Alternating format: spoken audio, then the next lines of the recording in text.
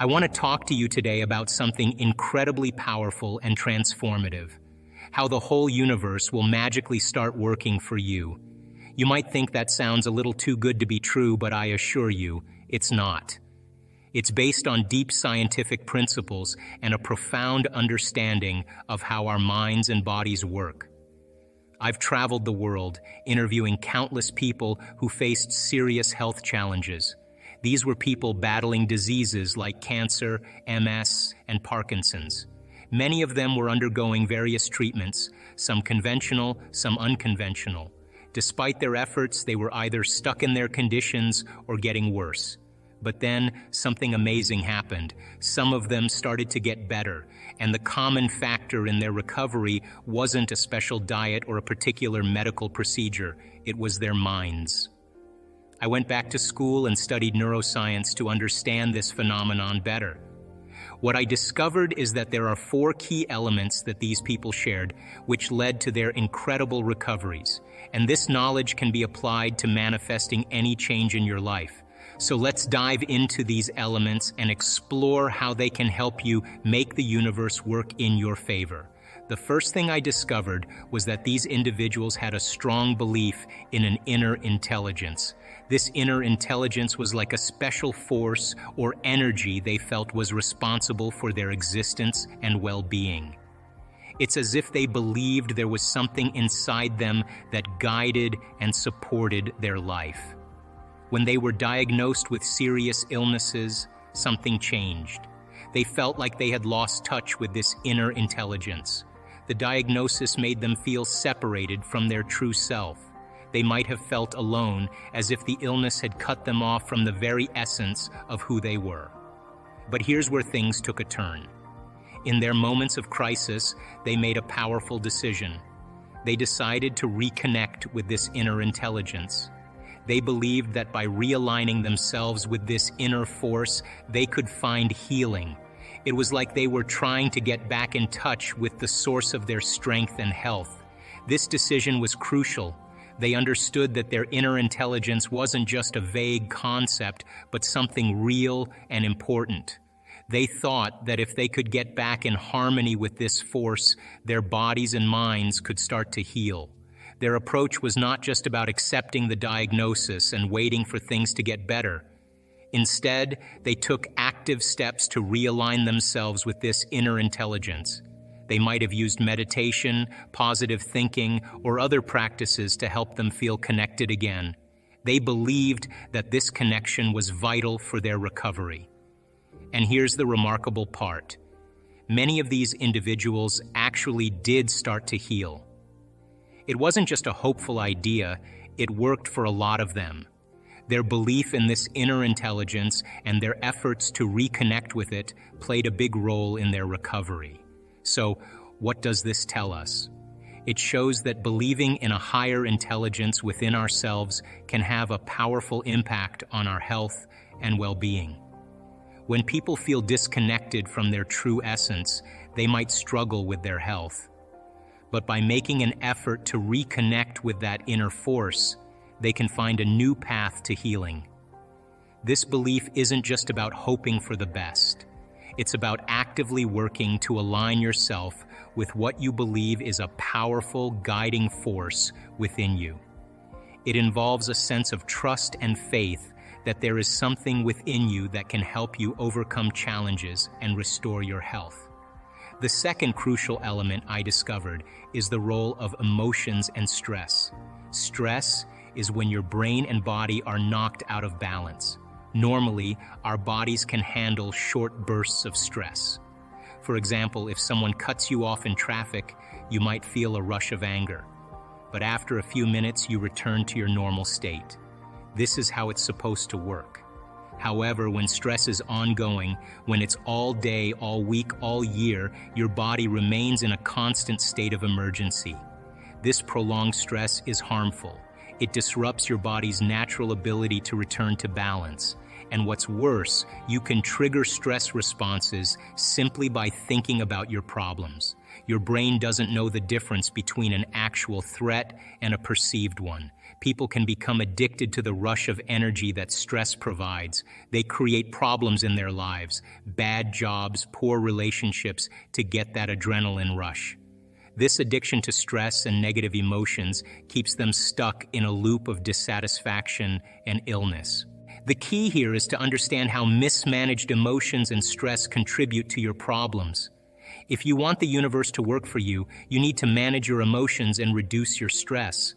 It's about breaking free from the habit of reacting to stressors and instead choosing to stay calm and centered. The third element of creating change involves transforming your relationship with your environment. This is an important step because many people let their surroundings control their emotions and thoughts. This means that they react to what's happening around them rather than controlling their own responses. When your environment dictates how you think and feel, you're letting external factors shape your inner world. For example, if you're at work and your boss gives you a tough time, you might feel frustrated or stressed. If you allow these feelings to take over, your mood can be negatively affected. You might even carry these emotions home with you, letting them affect your personal life. When this happens often, you start reacting emotionally to every little thing around you. This constant reaction keeps you in a loop where your surroundings dictate your feelings. This habit can make it difficult to move forward or create a new future for yourself. If you're always responding to your environment, you're not taking control of your own life. Instead, you're letting past experiences and current circumstances shape how you feel and act. This makes it hard to make positive changes or pursue new goals. Changing your relationship with your environment means learning to respond to situations in a more controlled and thoughtful way. Instead of letting your environment dictate your emotions, you can learn to manage your responses. This shift allows you to break free from the past and focus on creating a new future. To start, become aware of how your environment affects you. Notice when you're reacting emotionally to something happening around you. For instance, if you get upset when someone cuts you off in traffic, take a moment to reflect. Are you letting this situation control your mood? How does this reaction affect your day? Once you're aware of how your environment influences your emotions, practice taking control of your responses. Instead of reacting immediately, take a deep breath and give yourself a moment to think. Ask yourself if this situation is worth letting it affect your mood. Often you'll find that it's not. By taking a step back, you can choose how to respond more calmly and rationally. To make the universe work for you, you must be greater than your environment. This means not letting external circumstances dictate your internal state. When you find yourself reacting emotionally to something, pause and ask yourself if you're letting your environment control you. Take a deep breath, center yourself, and choose to respond differently. This practice helps you stay aligned with your inner intelligence and prevents you from falling back into old patterns. The fourth and final element of creating change is the power of mental rehearsal. This concept comes from the field of neuroscience and involves using your mind to create new experiences. It's more than just simple visualization. It's about actively rehearsing mental images of what you want to achieve. There are two main forms of mental rehearsal, internal and external. Let's start with internal mental rehearsal. This is where you imagine yourself in the scene, experiencing it as if it's happening right now. For example, if you want to be a successful public speaker, you would close your eyes and picture yourself standing on stage, speaking confidently to an audience. You would try to experience the moment as vividly as possible. Imagine the lights, hear the applause, and feel the excitement. This type of mental rehearsal helps you immerse yourself in the experience. It's like you're actually living it in your mind. When you engage in internal mental rehearsal, you are creating a detailed mental image of your goal. The more realistic and vivid your imagination, the more powerful the rehearsal becomes. Your brain starts to treat these imagined experiences as if they are real. This can help you become more prepared and confident when you actually face the real situation. Now let's talk about external mental rehearsal. This is when you observe yourself in the scene from an outside perspective. Instead of seeing things from your own eyes, you picture yourself as if you are watching a video of your performance. For instance, if you're preparing for a big job interview, you might imagine yourself sitting in the interview room, but from a third-person view. You see yourself answering questions confidently and interacting positively with the interviewer. External mental rehearsal allows you to see how you perform from a different angle. It can help you analyze your actions and make adjustments if needed. By watching yourself in the scene, you can notice areas for improvement and refine your approach. This type of rehearsal helps you to mentally prepare for the experience by giving you a broader perspective. Both forms of mental rehearsal are important and can be used together. Internal rehearsal helps you experience the emotions and sensations of achieving your goal. External rehearsal provides you with a chance to observe and evaluate your performance from an outside perspective. Together, they create a comprehensive mental practice that prepares you for real-life situations. The power of mental rehearsal is backed by neuroscience. Studies show that when you mentally practice something, your brain activates the same neural pathways as if you were actually performing the activity. This means that your brain doesn't always distinguish between real experiences and imagined ones. The more you practice mentally, the more your brain becomes accustomed to the experience. This can lead to improved performance in real-life situations. To use mental rehearsal effectively, set aside some quiet time each day. Find a comfortable place where you won't be disturbed. Close your eyes and start with internal mental rehearsal. Visualize yourself achieving your goal, experiencing it in vivid detail. Engage all your senses. See the scene, hear the sounds, and feel the emotions. Spend a few minutes in this mental practice. Studies show that when you mentally rehearse an activity, your brain creates new neural connections as if you were physically performing the activity. For example, if you practice playing a musical instrument or lifting weights in your mind, your brain and body start to respond as if you've been physically practicing. This is incredibly powerful.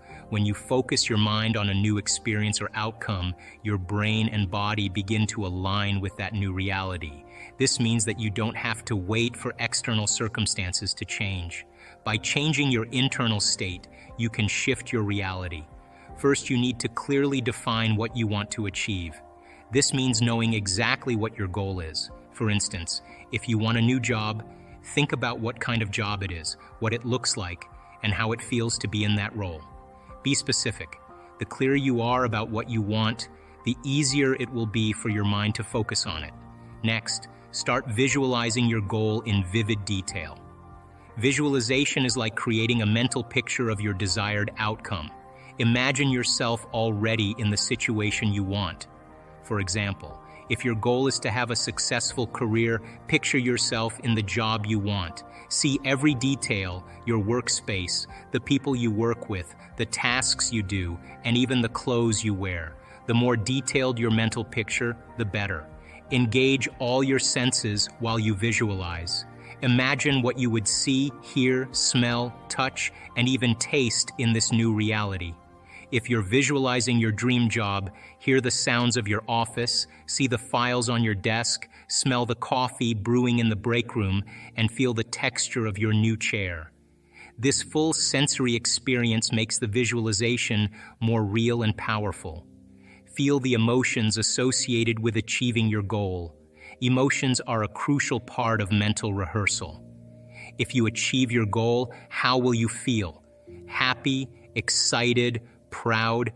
Connect with these emotions during your visualization. Feel the joy and satisfaction of reaching your goal. The stronger the emotions, the more impactful the visualization will be. Imagine yourself living that reality every day.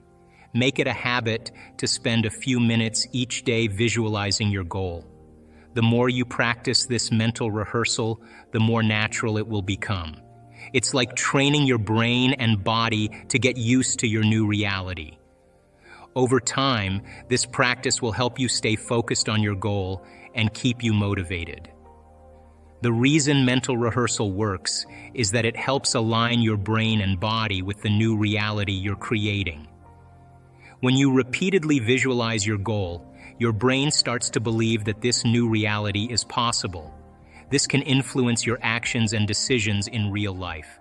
For example, if you consistently visualize yourself in your dream job, you may start to notice opportunities and take actions that bring you closer to that job.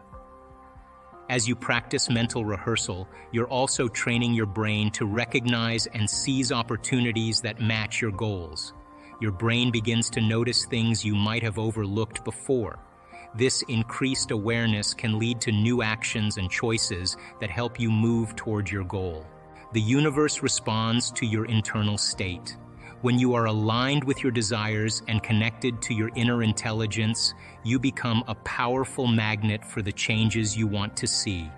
Your thoughts and emotions shape your reality, and by managing them effectively, you can create the life you want. The power to transform your life is within you. The universe is always working to bring you what you desire, but you must be aligned with it. So then, most people then create a state of being that's connected to their past. And if they're in the familiar past, then they are going to crave the predictable future, and they're going to fall back into routine. So then, we want people then to get very clear on that vision of their future, however they do it, and begin to combine that clear intention with an elevated emotion. And the stronger the emotion they feel from the vision they're creating, the more altered they feel inside of them, the more they're going to pay attention to the pictures in their mind. And now they're remembering their future. And biologically, it's exactly the same as remembering your past. In fact, if you're not being defined by a vision of the future, it means you're making your past more real than your future. So how many people in this audience have a clear vision of their future? You see, you think 60 to 70,000 thoughts in one day. Out of those 60 to 70,000 thoughts that you think in one day, 90% of those thoughts are the same thoughts as the day before. So if you believe that your thoughts somehow are connected to your life, then the same thoughts always lead to the same choices. The same choices always lead to the same behaviors. The same behaviors create the same experiences, and the same experiences produce the same emotions. And those very same emotions drive the very same thoughts. And your biology, your neurocircuitry, your neurochemistry, your neurohormones, and even your genetic expression is equal to how you think, how you act, and how you feel. And how you think, how you act, and how you feel is called your personality. And your personality creates your personal reality. That's it. So then, if you wanted to create a new personal reality, a new life, then you would have to start thinking about what you've been thinking about and change it. You would have to become aware of your unconscious thoughts and observe them. You would have to pay attention to your automatic habits and behaviors and modify them. And you would have to look at the emotions you live by every single day that are connected to your past and decide if those emotions belong in your future. You see, most people try to create a new personal reality as the same personality, and it doesn't work. You literally have to become someone else. And you are here this week to learn vital information about creating a future and be defined by a vision of the future instead of the memories of the past. Because if you are not defined by some vision that is bigger than you, and you are not passionate about that vision, then you are left with the old hardware of the past in your brain, and you will be predictable in your life. So would you agree then? New thoughts, new information should lead to new choices. New choices should lead to new behaviors. And new behaviors should create new experiences. And new experiences should produce new emotions. And those new emotions should drive new thoughts. And that's called evolution. So if your brain is a record of the past and you don't have a vision of the future, then you are living in the past. And you will never arrive at that new future. Now there's another potential for you to exist free from the chains of the old self. That potential exists right now. And I want you to teach your body emotionally what it would feel like so that it begins to believe it's in the actual experience of freedom. Let your body feel freedom so that it thinks it's in the experience. And I want you to sit in your body emotionally to feel the joy of how you would feel. So the body begins to be in a future potential now, emotionally. And there's a potential for you to have all your needs met and be wealthy. And I want you to instruct your body to experience wealth and the joy of riches ahead of the actual events, so your body thinks it's in the experience. If you feel it, your body thinks it's in the experience. It doesn't know the difference. Now there's a potential in the field for a genius mind, quicksilver thoughts, insights that take you to new horizons. And the electricity that's created from an open mind, teach your body emotionally the joy and the inspiration of what that would feel like, so the body begins to experience your genius and think that it's in the event now. And there's a possibility existing simultaneously in the quantum field of the vitality of a new life, rich with opportunity, an awe for adventure, and a sense of unbelievability where you feel like you're in a dream.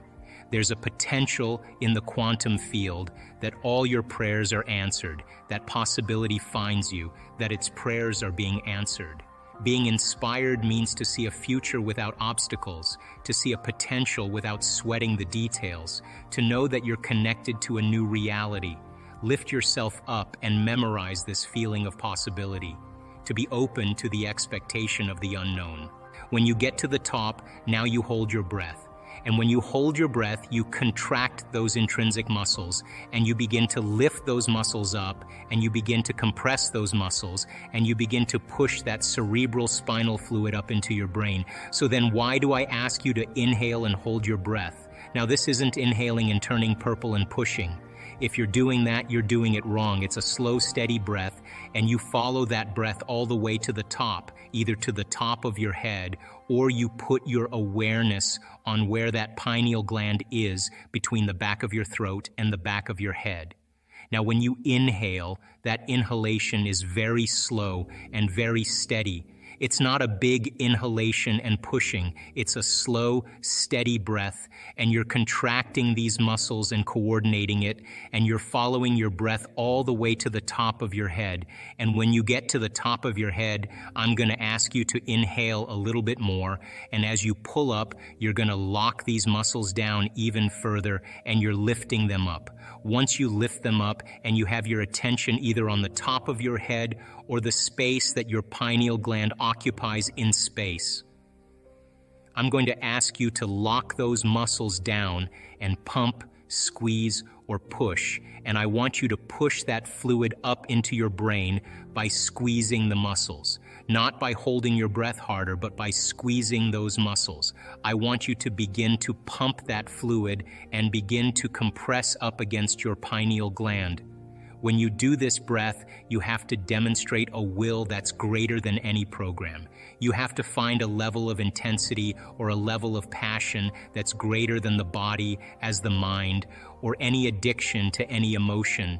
You have to be inspiration, the movement of energy. Don't be afraid of it. Just surrender into it. For some people, their body will do unusual things. That's information trying to be integrated into it. Don't be afraid of it. Just surrender into it. If your body does weird things, more than likely that's energy moving to your brain.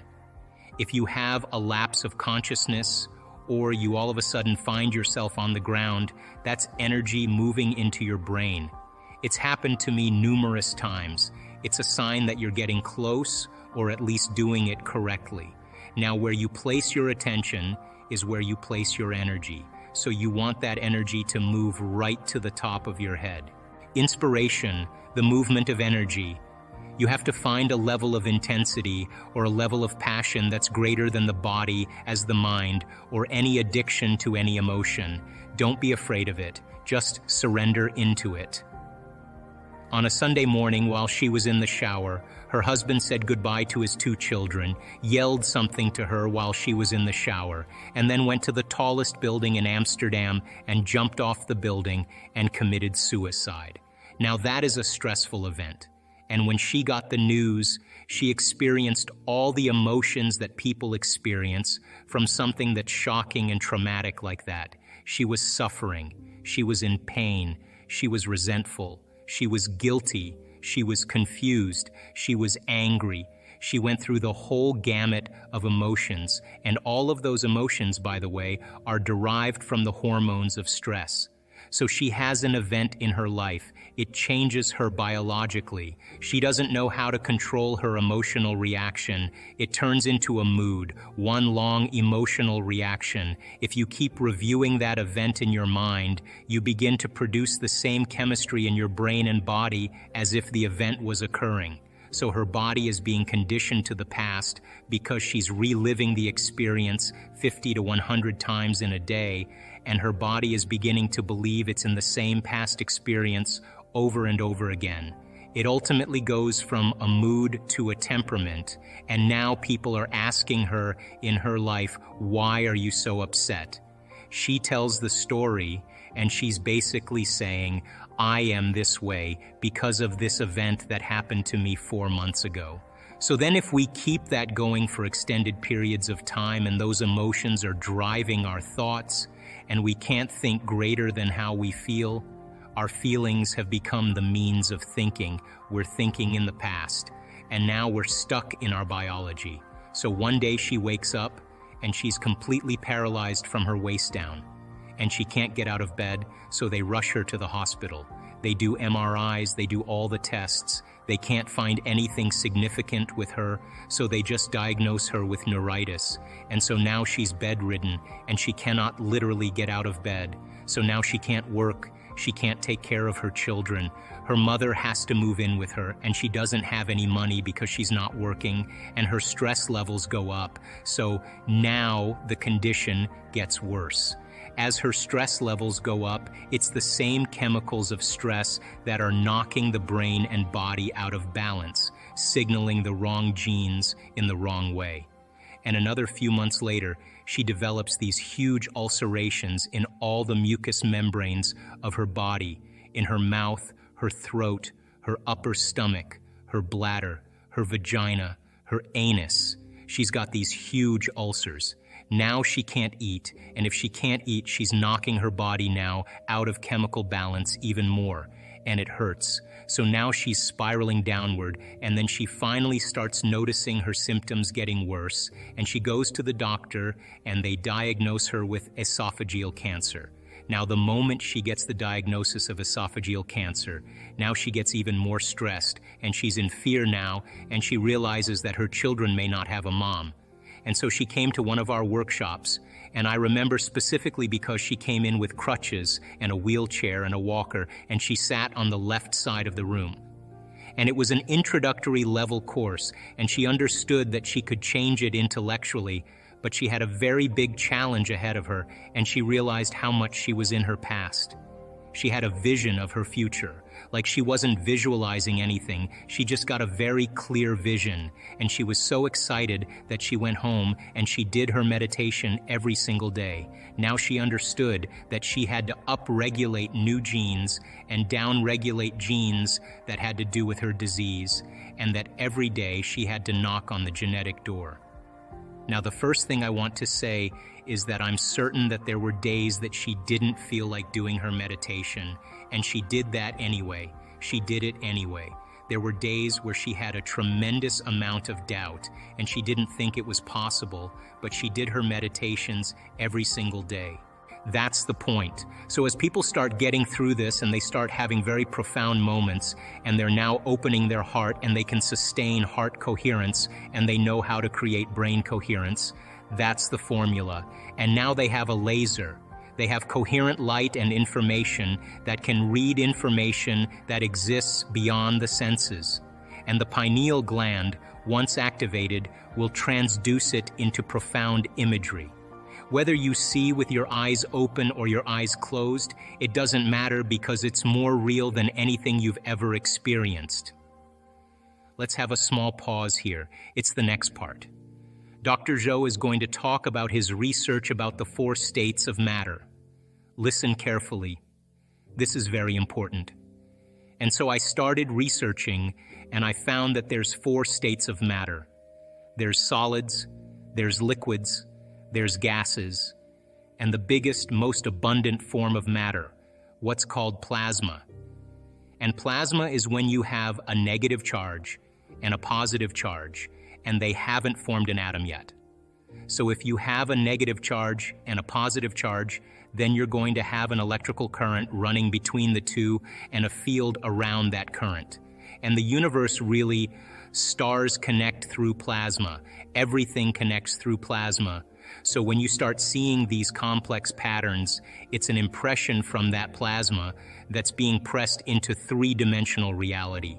And so if you take 3 stones, right, and you drop them at the same time into a plate, and you freeze the water in the plate, and those 3 stones fall, and they start producing concentric rings, and they start interfering with each other, you're starting to get complex pattern of interference. If you take a light and you shine it through that frozen piece of matter, when you shine the light through it, when the light shines through it, the laser shines through it, you will see the appearance, a hologram of those 3 stones projected out into space. That's exactly how reality is. So then reality then is a projection, right? And so then when you study matter, it's not matter that's emitting a field. It's actually those complex patterns that are creating matter. So then you don't change the tumor. The tumor is the effect of the pattern in the field. Change the field, you change matter. So teaching people how to do that when they change the pattern in the field and it starts to appear as change in 3-dimensional reality, the illusion is everybody's been trying to change matter.